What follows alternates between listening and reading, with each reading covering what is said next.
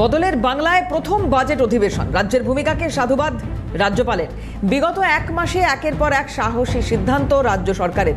দুর্নীতিতে zero tolerance থেকে সীমান্ত সুরক্ষা, মহিলাদের নিরাপত্তা সুনিশ্চিত করতে এবং তোলাবাজি, সিন্ডিকেট রাজ নিয়ে কড়া পদক্ষেপ রাজ্যের। শিল্পায়ন ও পরিকাঠামোগত উন্নয়নে নয়া দিগন্ত দেখাবে রাজ্য, আশাবাদী রাজ্যপাল। রাজ্যপালের বচন বা যে আজকের যে স্পিচ, সেইটার মাধ্যমেই কিন্তু শুরু হলো বাজেট অধিবেশন। এই বাজেট অধিবেশনে এবারে কি কি চমক অপেক্ষা করছে সেদিকে তো অবশ্যই নজর থাকবে, কিন্তু রাজ্যপাল যে মুখবন্ধ বেঁধে দিয়েছেন, নতুন সরকারের এক মাসের কাজের খতিয়ান তুলে ধরেছেন এবং পাশাপাশি আশাবাদী রাজ্যপাল যে এই সরকার উন্নয়নের নতুন দিশা দেখাবে।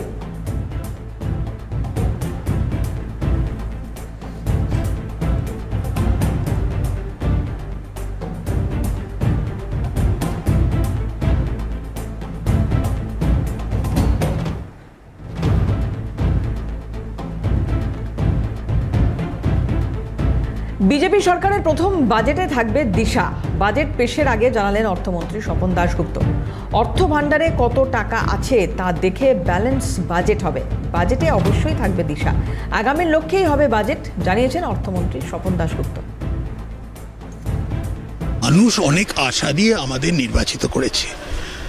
মানুষ একটা বিরাট বড় পরিবর্তন চাইছে। এখন অর্থনীতির আমাদের ভান্ডারে কতটা টাকা আছে সেসব ভেবেচিন্তেই পুরো একটা ব্যালেন্স করে একটা করতে হচ্ছে, কিন্তু একটা দিশা আমরা দেখাবো। যতটাই করতে পারি এই বাজেটে করব, আর সামনের দিনে কি করতে চাইছি সেটা একটু বিস্তারিতভাবে ওটা আমরা উল্লেখ করব। বাস, আজকে রাজ্যপালের ভাষণের মাধ্যমে বাজেট অধিবেশনের শুভ সূচনা হলো। আগামী 22 তারিখ স্বপন দাশগুপ্ত, রাজ্যের মাননীয় অর্থমন্ত্রী, তিনি বাজেট পেশ করবেন এবং এই বাজেট পেশের আগে নির্মলা সীতারমণ কেন্দ্রীয় অর্থমন্ত্রীর সঙ্গে বৈঠক যথেষ্ট তাৎপর্যপূর্ণ, একথা নিজেই জানিয়েছেন অর্থমন্ত্রী।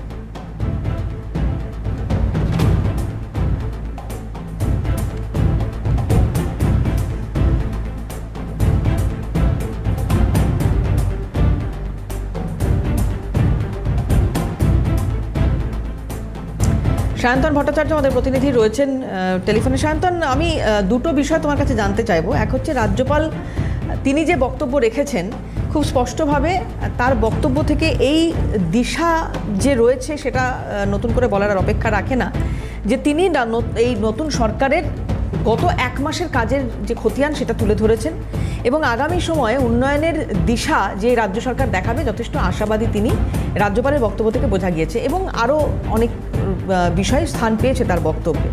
রাজ্যপাল যেভাবে দিশা দেখালেন বা যে মুখবন্ধ বেঁধে দিলেন এবারের বাজেট অধিবেশনে, সেটাকে বহন করে নিয়ে যাবে আগামী 9 দিন হয়তো এই সরকার। এক্ষেত্রে বাজেট সেশনে বাজেট পেশের দিনটা ভীষণ গুরুত্বপূর্ণ, কারণ মানুষের এক্সপেকটেশন একদিকে যেমন থাকবে মাননীয় অর্থমন্ত্রীর কাছে, তার পাশাপাশি যেটা এখানে খুবই উল্লেখযোগ্য বিষয় সেটা হচ্ছে যে এত দেনা বিগত সরকারের, সেটাও মাথায় রাখতে হচ্ছে। কিভাবে দেখা হচ্ছে পরিস্থিতিকে? দেখো, একেবারেই যে রাজ্যের এই মুহূর্তে কোষাগারের যে অবস্থা, সেই অবস্থাকে মাথায় রেখে রাজ্যের বাজেট করতে হচ্ছে এবং নতুন রাজ্য সরকার তার যে প্রতিশ্রুতি, সেই প্রতিশ্রুতি পূরণ করতে হবে। পাশাপাশি কিন্তু তোমাকে বলে রাখবো যে এই বাজেট নিয়ে শুধুমাত্র রাজ্য সরকার বা রাজ্যের অর্থমন্ত্রী বলতে একটা বাজেট করে ফেললেন, ব্যাপারটা এমন হচ্ছে না। তারা সমস্ত বণিক সভা থেকে শুরু করে সাধারণ মানুষের মতামত নিচ্ছেন, তাদের কি প্রয়োজন। অর্থমন্ত্রী বিভিন্ন জায়গায় বিভিন্ন শিল্প গোষ্ঠীর সঙ্গে বৈঠক করছেন যে এ রাজ্যে আর কি করলে ভালো হয়। পাশাপাশি কিন্তু নীতি আয়োগের সঙ্গেও তিনি বৈঠক করছেন। নীতি আয়োগের ভাইস চেয়ারম্যান অশোক রায়ের সঙ্গে অর্থমন্ত্রী স্বপন দাশগুপ্ত বৈঠক করেছেন। এছাড়াও কেন্দ্রীয় অর্থমন্ত্রীর সঙ্গে বৈঠক করেছেন। অর্থাৎ এই বাজেট করতে গেলে যে অর্থের প্রয়োজন, সেই অর্থ কিন্তু কেন্দ্রের তরফ থেকে লাগবে এবং কেন্দ্রীয় সরকার যেটা জানাচ্ছে যে বকেয়া টাকাগুলো রয়েছে সেগুলো ধীরে ধীরে কিন্তু দেওয়া শুরু হয়ে গেছে। অর্থাৎ সেই টাকাগুলোকে একত্রিত করে সাধারণ মানুষের জন্য যে বাজেট হবে, সেটা কিন্তু সমস্ত জেলা, সমস্ত ক্ষেত্র এবং সমস্ত জাতি প্রত্যেকে যাতে বেনিফিটেড হয়, সেই বাজেটকে কিন্তু করতে হবে, এমনটাই মুখ্যমন্ত্রীর নির্দেশ ছিল। সেই অনুযায়ী কিন্তু কাজ শুরু হয়ে গেছে। যে অনেক চমক থাকবে, অনেক প্রতিকূলতার মধ্যে দিয়েও রাজ্য সরকার তার প্রথম বাজেট করবে এবং এই পরিবর্তনের সরকার খুব উল্লেখযোগ্য বিষয়। এবং আজকে কিন্তু প্রথম এই রাজ্য সরকারের প্রথম বাজেট অধিবেশন শুরু হলো এবং আজকে রাজ্যপাল RN রবি তিনি তার স্বাগত ভাষণ কিন্তু আজকে দিয়েছেন।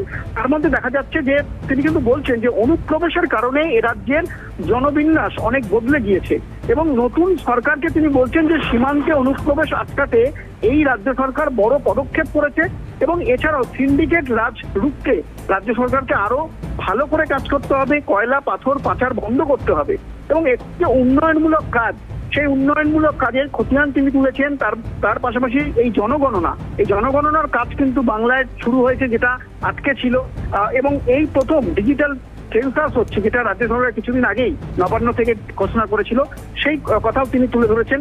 এবং এ রাজ্যে যে মেট্রোর যে কাজ আজকে ছিল এতদিন, দীর্ঘ প্রায় 18 মাস আগের সরকারের আমলে, সেই কাজ কিন্তু আটকে না রাখলে ওই কাজ অনেকদিন আগেই শেষ হয়ে যেত, এমনটাই জানাচ্ছেন রাজ্যপাল RN রবি।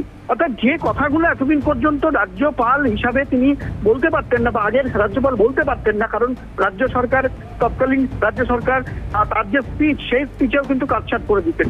অর্থাৎ এবারে কিন্তু সেই কথাগুলো বিধানসভার অন্দরে শোনা যাচ্ছে। তো অনুপ্রবেশ নিয়ে রাজ্যপাল সরব হচ্ছেন, সিন্ডিকেট রাজ নিয়ে রাজ্যপাল সরব হয়েছেন এবং এছাড়াও যে শিক্ষানীতি চালু হয়েছে, সেই নীতি অর্থাৎ কেন্দ্রের শিক্ষানীতিকে চালু করতে হবে, অর্থাৎ রাজ্যের উন্নয়নের ক্ষেত্রে তিনি একাধিক বার্তা দিয়েছেন এবং এই প্রায় বিগত এক মাসে রাজ্য সরকার কি করেছে তার খতিয়ানও কিন্তু তিনি তুলে ধরেছেন।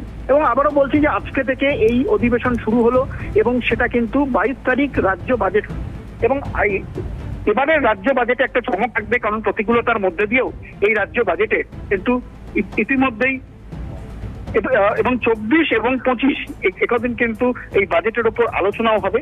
অর্থাৎ রাজ্য সরকার চাইছে সর্বস্তরের জন্য একটা বাজেট করতে, তার জন্য নীতি আয়োগের যারা আধিকারিক রয়েছেন, তার পাশাপাশি ভাইস চেয়ারম্যান রয়েছেন, কারণ ভাইস চেয়ারম্যান অশোক লাইডি তিনি এই রাজ্যের বিধানসভার মেম্বার ছিলেন, এই রাজ্যকে তিনি ভালো করে চেনেন, তার সঙ্গেও কিন্তু আলোচনা করা হয়েছে যে কিভাবে কোন খাতে। আমি সায়ন্তন একটা বিষয় এখানে একটু তোমার কাছে জানতে চাই, এই যে বিগত সরকারের আমলে যে প্রকল্পগুলো চলেছিল, আমরা যদি শুধু লক্ষ্মীর ভান্ডারের উদাহরণই এখানে একটু সামনে রাখতে চাই, সেখানে দেখা গিয়েছে এই সরকারের আমলে সেটা ফাঁস হয়েছে যে লক্ষ্মীর ভান্ডারের নামে কোথায় কোথায় বা কাদের কাছে টাকা গিয়েছে। এটার যদি একটা সার্বিক পরিসংখ্যান করা যায় তাহলে হয়তো লক্ষ টাকার কাছাকাছি রাজস্ব ফাঁকি দেওয়া হয়েছে বা টাকার নয়ছয় হয়েছে, এই হিসেবেও সামনে আসলে অবাক হওয়ার মতো কিছু থাকবে না। তাহলে এতগুলো প্রকল্পে কত কোটি টাকার দুর্নীতি হয়ে থাকতে পারে সেটা খুব সহজেই অনুমেয়। ফলে এইটাকে মেকআপ করে নতুনভাবে বাজেটে অন্যান্য কিছু ইনক্লুড করা, এটা কতটা চ্যালেঞ্জ হতে পারে আগামী সরকারের জন্য? দেখো, অবশ্যই চ্যালেঞ্জ তো হতে পারি, কারণ হচ্ছে যে রাজ্যের এই মুহূর্তে কোষাগারের যে অবস্থা, তাতে নতুন কোনো প্রকল্প চালানো সেটা কিন্তু দুষ্কর হয়ে যাচ্ছে।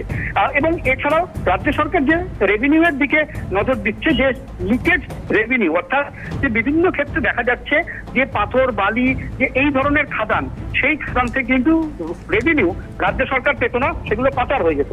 অর্থাৎ সেই জায়গায় রাজ্য সরকার চাইছে সেখান থেকে রেভিনিউ আদায় করতে। যদি দেখা যায় যে বীরভূম জেলাতে যে রেভিনিউ আসার কথা, অর্থাৎ বালি পাথর খাদান থেকে, সেটা যদি রাজ্য সরকার সঠিকভাবে পায় তাহলে কিন্তু সেটা কয়েক হাজার কোটি টাকা। এবং এর পাশাপাশি যে লক্ষ্মীর ভান্ডার সহ একাধিক প্রকল্প যেটা আগে চলতো, সেখানে দেখা গেছে দুর্নীতির অভিযোগ এবং ভুয়ো অ্যাকাউন্টে টাকা ঢুকে যাচ্ছে। এই লিকেজগুলো যদি বন্ধ করা যায় তাহলে আরো কয়েকশো কোটি টাকা কিন্তু বাঁচানো সম্ভব হবে। অর্থাৎ এই জায়গাগুলোতেই রাজ্য সরকার কিন্তু নজর দিচ্ছেন, যাদের প্রয়োজন রয়েছে তারাই প্রকল্প পাবেন, যাদের প্রয়োজন নেই তারা কিন্তু প্রকল্পের কোনো সুবিধা পাবেন না। এবং যে টাকাটা বাঁচবে সেই টাকা দিয়ে কিন্তু আরো জনমুখী প্রকল্প হবে। পাশাপাশি কেন্দ্রের থেকে বিভিন্ন প্রকল্পের জন্য, যেগুলো 50-50 রেশিওতে প্রকল্প রয়েছে, সেই প্রকল্পের দিকে বেশি ঝুঁকছে রাজ্য সরকার, যাতে কেন্দ্রের তরফ থেকে ফান্ডটাকে আদায় করে নিয়ে আসা যায়। রাজ্য 50 দেবে, কেন্দ্র 50 দেবে, এই ধরনের প্রকল্পের উপর কিন্তু বেশি জোর দিচ্ছে রাজ্য সরকার। তাহলে কিন্তু 100% না দিয়েই একটা ভালো বড় প্রকল্প কিন্তু করা সম্ভব। সবটাই বিভিন্ন স্তরের সাধারণ মানুষ, পাশাপাশি কিন্তু যারা এই বিষয়ে কাজ করে আসেন তাদের সঙ্গে আলোচনা হচ্ছে, কেন্দ্রীয় অর্থমন্ত্রীর সঙ্গে আলোচনা হয়েছে, যাতে দ্রুত এই ফান্ডগুলোকে রিলিজ করা যায়। সব মিলে 22 তারিখের দিকে প্রত্যেকে তাকিয়ে রয়েছে এবং 22 তারিখ জনমুখী বাজেট হবে এমনটাই কিন্তু আশ্বাস দিয়েছে রাজ্য সরকার, এবং প্রত্যেক মানুষের বাজেট হবে এমনই কিন্তু জানাচ্ছেন অর্থমন্ত্রী স্বপন দাশগুপ্ত। অনেক প্রকল্প থাকবে, পাশাপাশি কিন্তু ডিএ ঘোষণাও কিন্তু হতে পারে, কারণ ডিএ নিয়ে একটা বড় এখানে জল্পনা চলছিল কবে এই ডিএ ঘোষণা হবে। অর্থাৎ রাজ্য সরকার কিন্তু বাজেট থেকেই অর্থাৎ এই সোমবারই ডিএ নিয়ে কিন্তু বার্তা দিতে পারেন যে কত শতাংশ তারা এই ডিএ দেবেন। কারণ মুখ্য সচিব কয়েকদিন আগেই নির্দেশিকা দিয়ে জানিয়েছিল যে রাজ্য সরকারের কর্মচারীরা তারা ধৈর্য ধরুন, একটা সুখবর আসবে, এবং সেই সুখবরের দিন হচ্ছে 22 জুন, যখন রাজ্য বাজেটের দিন। সেদিন রাজ্য সরকারের কর্মচারীদের জন্য একটা ভালো বার্তা রাজ্য সরকারের তরফ থেকে দেওয়া হবে। ধন্যবাদ সায়ন্তন। কথা বলছিলাম, সায়ন্তন ভট্টাচার্য আমাদের সঙ্গে ছিলেন টেলিফোনে।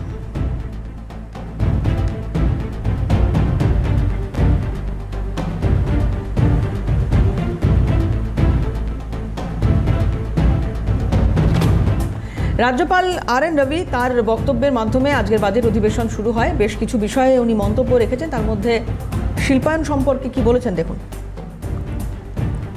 West Bengal, a leading investor-friendly industrial state once again. My government is paying special attention to a stagnation in the time-bound clearance framework caused by pending approvals covering land, power, pollution, fire, etc., by reviewing all single-window clearances, while initiating the integration of the Industrial Land Bank with the Shilpa Sathi portal. Efforts to unlock unutilized or underutilized industrial estates as well as closed units are underway. New industrial parks under the Bhavya scheme in partnership with the Government of India are being planned. Preparatory work for a new industrial park at Singur has commenced. The framework and location for development of Tajpur port is being revisited, while Haldia is being further developed as a major industrial and petrochemicals hub. রাজ্যপাল আর.এন. রবি তিনি বেশ কিছু বিষয়ে মন্তব্য করেছেন, এবং তার মধ্যে যে বক্তব্য শোনালাম আপনাদের শিল্পায়ন নিয়ে, এবং আমরা দেখেওছি যে আমূলের বিনিয়োগ বা অন্যান্য ক্ষেত্রে শিল্পপতিরা আগ্রহ দেখাচ্ছেন ইতিমধ্যেই। যে একেবারে পশ্চিমবঙ্গে খরা ছিল শিল্পের ক্ষেত্রে, এবং তৃণমূল কংগ্রেসের জমানায় এখানে কোনো শিল্পপতিরা কাজ করতে পারেননি, কারণ অন্যতম সমস্যা ছিল তোলাবাজি। ফলে যে শিল্প আসার কথাও কখনো হয়েছে বিশ্ববঙ্গ বাণিজ্য সম্মেলনে, সেই শিল্প আর শেষ পর্যন্ত দিনের আলো দেখেনি। কিন্তু এবার এই সরকারের আমলে শিল্প হওয়ার পাশাপাশি স্বাভাবিক কারণেই কর্মসংস্থানও হবে।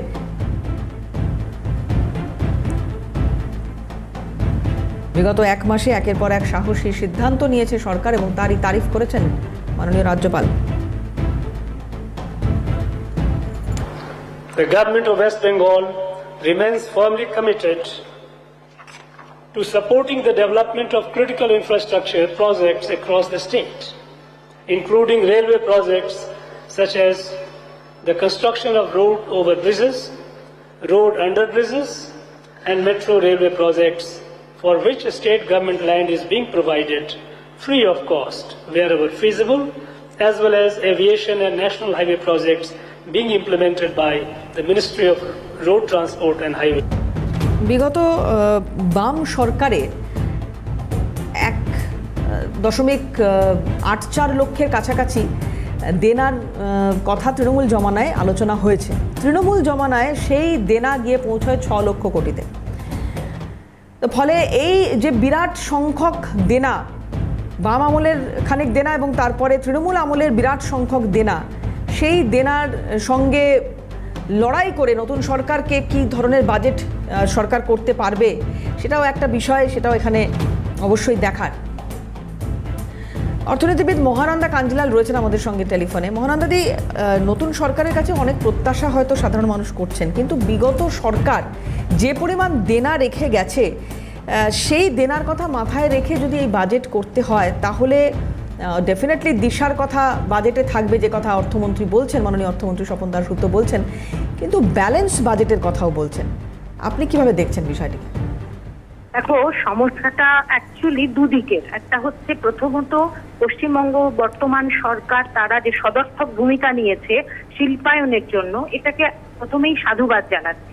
কারণ বিগত কালে বাম জমানায় এবং তৃণমূল জমানায় পশ্চিমবঙ্গে শিল্প আসেনি, বড় শিল্প আসেনি, এবং বড় শিল্প যদি না আসে তাহলে রাজকোষ অর্থাৎ রেভিনিউ সোর্স কিন্তু বাড়বে না, এবং যদি রেভিনিউ সোর্স না বাড়ে তাহলে যে সমস্যাটা হচ্ছে যে বিপুল যে ঋণের বোঝা সেটা মেটানোর একটা সমস্যা। দ্বিতীয়ত, যদি এই অর্থনীতিকে যদি একটা গতি আনতে হয়, যদি বেকারত্ব দূর করতে হয়, রাজস্ব বৃদ্ধি করতে হয়, তাহলে বৃহৎ শিল্প দরকার। পশ্চিমবঙ্গে কিন্তু ক্ষুদ্র শিল্প আছে, মাঝারি ক্ষুদ্র শিল্প আছে, এবং সেই জায়গায় পশ্চিমবঙ্গ ভালো। কিন্তু শুধুমাত্র ক্ষুদ্র মাঝারি শিল্প দিয়ে একটা রাজ্যের অর্থনীতিকে এগিয়ে নিয়ে যাওয়া যায় না, যেখানে বিপুল বেকারত্ব। তবে ঋণ শোধ করা একটা বড় চ্যালেঞ্জ বর্তমান সরকারের।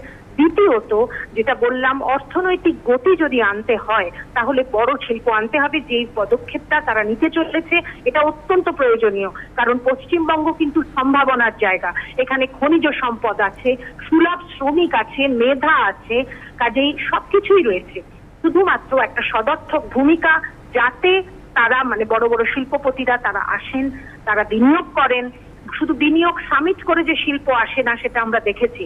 কাজে এবারে আমরা চাইছি যে সরকার যে সদর্থক ভূমিকা নিচ্ছে সেটা কার্যকরী হোক। আমাদের রাজ্যের ছেলে মেয়েরা যেন বাইরে না চলে যায়, তারা এখানেই বড় বড় শিল্পে যাতে কাজকর্ম করতে পারে। প্রচুর সম্ভাবনা আছে, সেটাকে কাজে লাগানো প্রয়োজন। অনেক ধন্যবাদ মহানন্দা দি। মহানন্দা কাঞ্জিলাল অর্থনৈতিক বিশেষজ্ঞ আমাদের সঙ্গে ছিলেন টেলিফোনে।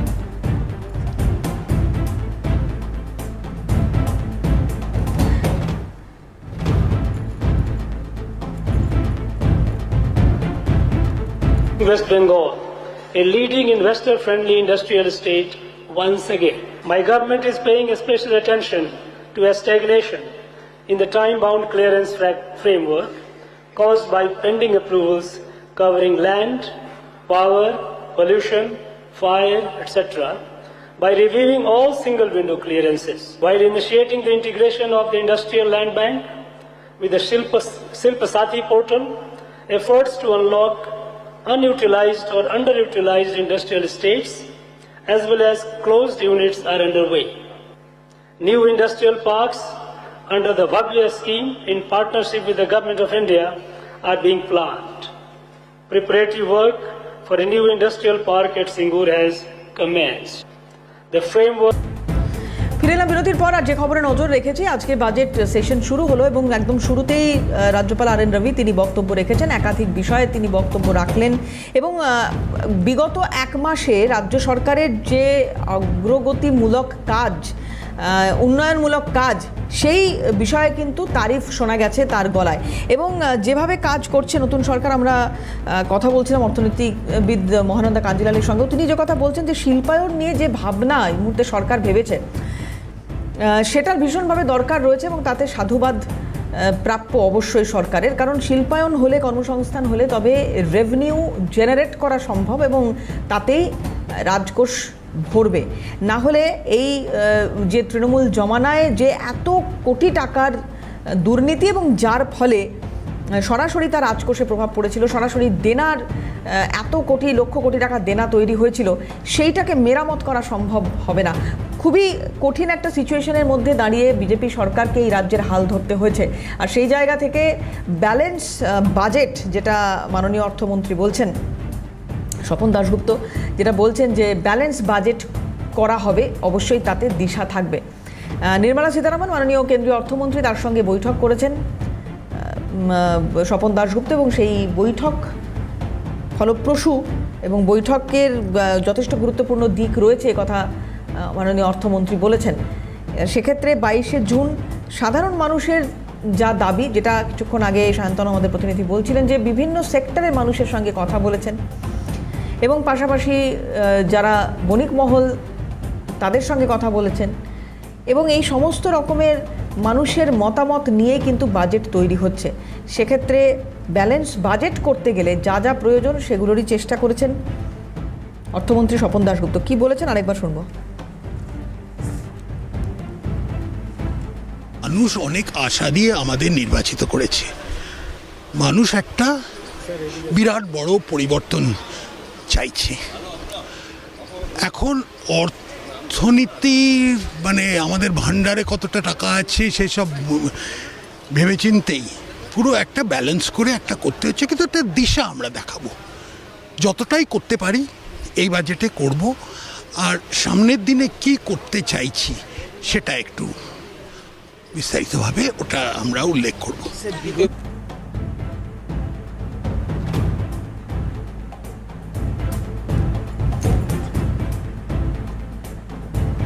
আমি কেন্দ্রীয় অর্থমন্ত্রীর সঙ্গে খুব ভালো একটা আমাদের কথাবার্তা হয়েছিল। তাতে বিশেষ করে পশ্চিমবঙ্গে যে ধরনের সমস্যাগুলো আছে সব বিষয়ে আমরা কথা বলেছি। উনি খুবই সাপোর্টিভ, কেন্দ্রীয় সরকারও খুব সাপোর্টিভ। এখন বিস্তারিত ব্যাপারগুলো আমরা বাজেটের মধ্যেই বলবো। আমি এখন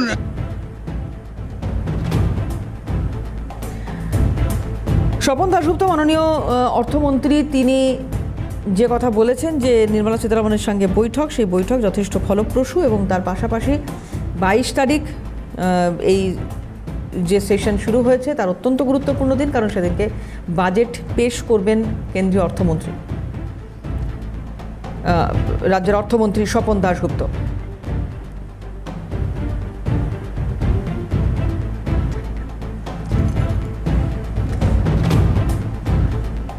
মানুষ অনেক আশা দিয়ে আমাদের নির্বাচিত করেছে। মানুষ একটা বিরাট বড় পরিবর্তন চাইছে। এখন অর্থনীতির আমাদের ভান্ডারে কতটা টাকা আছে সেসব ভেবেচিন্তেই পুরো একটা ব্যালেন্স করে একটা করতে হচ্ছে, কিন্তু একটা দিশা আমরা দেখাবো। যতটাই করতে পারি এই বাজেটে করব, আর সামনের দিনে কি করতে চাইছি সেটা একটু